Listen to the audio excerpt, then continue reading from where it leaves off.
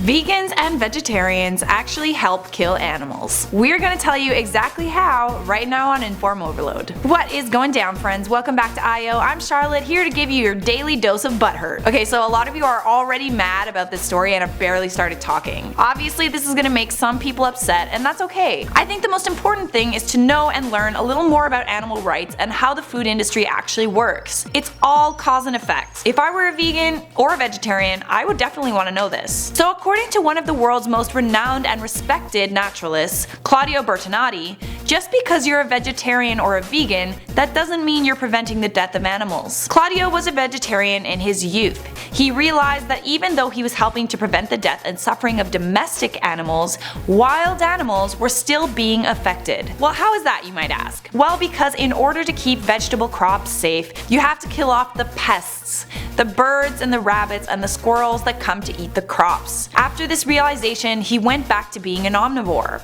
Here's how he put it. From the moment that humans began to raise cattle and adopt agriculture, we generated an impact. There is no animal species whose survival does not result in the death of other animals, whether directly or indirectly. Obviously, guys, this really sucks to hear, especially because vegans and vegetarians choose that lifestyle because they don't want to hurt innocent animals. I don't think any of us want to hurt innocent animals, frankly, even omnivores. I'm going to give you an example of another type of indirect death. So if you're a vegan, you probably eat wheat, rice, and corn. To grow these things, deforestation has to happen. Farmers need to get rid of existing habitats in order to make room for their crops. In some places, deforestation is really devastating and it has a huge impact on the environment. In Argentina, they actually set fires to the jungle and burn nests with flamethrowers, all to make room for the crops. When the crops are about to grow, they have to keep them safe. Farmers do this by scattering poisoned grains. The animals eat these grains and die. To make matters worse, landowners also shoot neighboring pests and they also put up electric fences. So as you can see, as humans collectively, we all have a great impact,